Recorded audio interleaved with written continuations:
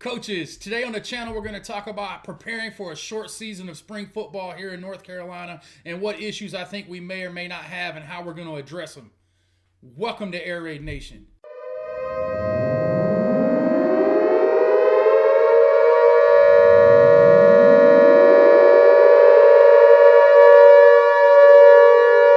All right, coaches, welcome back to Air Raid Nation. This is Coach Coltharp coming to you again, and today we're going to talk about, putting in an air raid offense, under all the craziness that's been going on and getting ready for a short season here in North Carolina. We only get 7 games. We haven't really had a preseason because of all the COVID rules and regulations, and I'm just trying to figure out how we're going to make that happen. But hey, listen, if you appreciate the content and all the videos that we do, man, I would really appreciate it if you subscribe to the channel. We're trying to get to 5,000 real quick, and we only got about 200 left to go. So if you could subscribe to the channel, like the video, share it to some of your friends so maybe they can see some of the stuff, and I would really, really appreciate it. All that being said, let's jump into the video. All right, guys, so today we're going to talk about that 10-play air raid offense. And we've talked about like the five plays that you have to have or how you minimize your offense. But really, when you're going into an entire season and you're really thinking about how can you be effective, you have to really think about it. My normal playbook is anywhere between 16 and 20 plays long if you take some of the specials, double formation, goal line formations and things like that. But really and truly, we've not had any preseason here in North Carolina. We've had very limited opportunities to go outside. We haven't been able to wear any helmets or equipment. Numbers have been, limited so much. And so being able to really, dive deep into a brand new offense, which we're having here at our program is kind of crazy. I got named the head coach almost a year ago, and we've had like 15 practices. And so it's it's a very unique situation, one that I'm looking forward to seeing how it works out. And so I kind of think that we have our offense down to about 10 plays that I think make us really effective, moving forward. So what are some of the issues I think we're going to have? Obviously we talked about no preseason, no off season, and I'm going to zoom through this part real quick because I know you guys want to get to the meat and potatoes of it. Haven't really had a limited time to prepare. One of the things that I'm having to deal with that I have never had to deal with before is the fact that we have players in other sports that we have to wait on right now. We have over 11 guys involved in basketball. And basketball in North Carolina is actually first, and it rolls into our season. The last regular season game is the Tuesday before our first game. So, technically they could miss all their Friday nights and things like that. So that's why it's really important that you have a great relationship with your other sport coaches, basketball, baseball, and things like that. And luckily we've worked out some things where we can dual practice so we get our days in and things like that. Obviously, our season is going to be shorter. We only get 7 games, 6 conference games. And for me, our schedule provided our non-conference game is actually week 7. So, we start off with our number 1 rival week 1, so we don't have any time to have hiccups or get ready. We get 1-2 hour scrimmage. So, we're really, really trying to be ready to roll, game 1. And then obviously, like I said, we have a new system in place because me being the new head coach, and our offense is going to be a little bit different than what they did last year. Luckily for me, the coach before me was running some spread stuff, so it's not it's not completely alien to him, and we were able to retain the former defensive coordinator who does a really good job for our program. So defensively, at least we're not starting fresh on that side of the ball as well, because that would be really, really crazy. So here we go. What are some of the things? And I really kind of got 4 areas I think we have to address. And I'm going to kind of go through these and show you kind of what I'm thinking. The first thing is I'm calling it trimming the fat. And if you've ever seen the movie Armageddon with Bruce Willis, there's a part of the movie where the government is trying to get him and his crew to come in and help with these drills and train these guys up to go to the asteroid and kill it so it don't kill the world and stuff like that. And the first thing that Bruce Willis and his guys do when they come in and see these drills that the government has built is they start taking parts off of these machines. And that's really, that visual memory hit me when I was talking about this, because really and truly, do people build machines with parts that they don't need?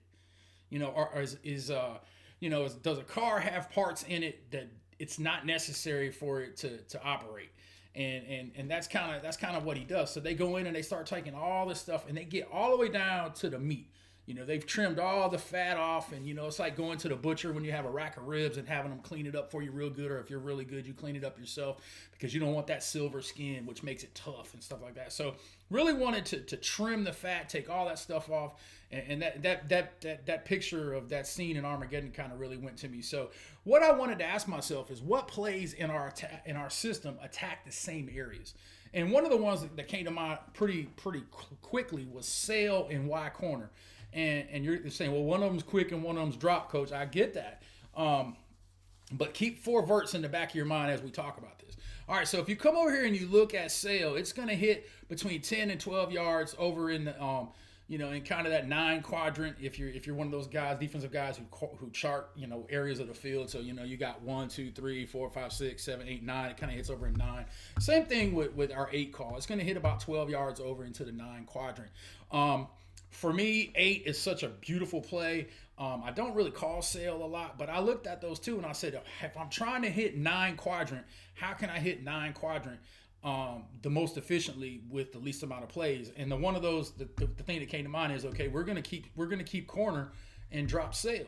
And so a lot of you guys will say, well, coach, what about that vertical threat down the sideline with Z and stuff like that? Well, if you think about 6 calls, you got that more route right there, and then Y is going to get this same kind of look if he's capped on the inside. So, 4 verts in the air raid really helps you, because if you teach it correctly, you get like 47 plays out of it. So anyway, so when I started thinking about trimming the fat, the first thing I thought about is, where can I, take some stuff out? So this was one of the first things that came to mind. And there may be some other areas. And down in the comments below, what are a couple of plays that you have that are kind of the same, that if you had to swap one for the other, I would be really interested to see what you guys say, because that's important to me as I try to move forward, because maybe you have an idea that makes me save a play I really don't want to get rid of, and then I can get rid of another one. All right, so the next one is, find some dual effect plays, and immediately comes to mind is what you can do in your running game. Anytime you have a tailback, running back concept where you have the same blocking scheme, and you can either the quarterback run it or the tailback run it, whether it's quarterback power, tailback power, maybe you're a power read guy, and instead of having jet sweep and power, you can have power read. And do some different things like that. But anytime you can have a dual effect, and then add that RPO aspect to it. And I've never been a real big fan of RPOs. You guys who've been on the channel know I'm a much more quick game guy, but I'll be honest, I'm coming around. So in the comments down below, man, you can clown me or tell me if I'm right or wrong on this, but I really feel like the RPO has to be an integral part of the package. It can't be part that you just call. You can't say, okay, we're going to run inside zone and then have inside zone RPO. I think it needs to be all built in there together so that the quarterback understands he's doing the same thing on the same play every time. And we talked about this in a couple of videos a couple of days ago, talking about, one piece of grass, 3 reads, and all that good stuff. And that video is on the channel, so check that one out too. So adding that RPO to that dual effect run is another way that I think you can trim that playbook fat down and get yourself there. The other one that I like, and we have so many videos on this stuff. We have a brand new video on the on CoachTube about this advanced crossing routes and things like that, but is emphasize one size fits all route schemes. What kind of route scheme can you use that you can run with more than one player? A lot of people like Y cross, for instance, will run Y cross and then run H cross. I don't do that very much.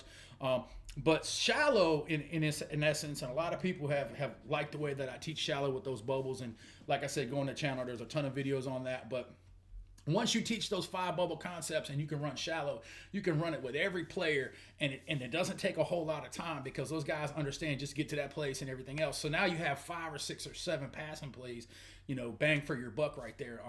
We probably won't run mesh this spring, and like, oh my God, coach, you're not gonna run mesh. Well, mesh is a high dollar play, but even if you do choose mesh, there's different ways to run it. You can mesh different players, and so maybe mesh is the play that you want to use instead of shallow. But it's a multiple receiver scheme that you can have different guys doing different things, and I think that's really important. The other one is kind of like maximizing effects with looks, and that's using motions and formations to make it look complicated. And if you look down here, this is our 8 call again. We've been talking about 8 calls, and And here it is, we're out of blue, and this is blue jet. So think about this. We're going to take H and zoom him out there, still run the corner, and we still get that snag look, right?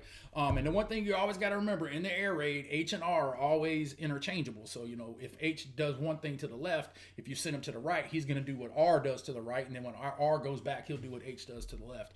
Here it is again. This is an ace and then ace orbit. So now you're orbit motioning to your 8 call. Okay, same formation. Same concept, just a different formation and movement. Doesn't take a lot of time to put in. It's just spread the mayonnaise and let's roll with it. And then over here, you got it in trips. And obviously, H is going to the flat. So you're an early 8 over there. So that's 3 ways to maximize one play with just different looks and motions and things like that. And you actually, a 4th way would just be run H on speed motion right there. Just bring them across the formation like you would regularly. So there's all kind of different things you can do with one play to make it look different and really maximize that stuff.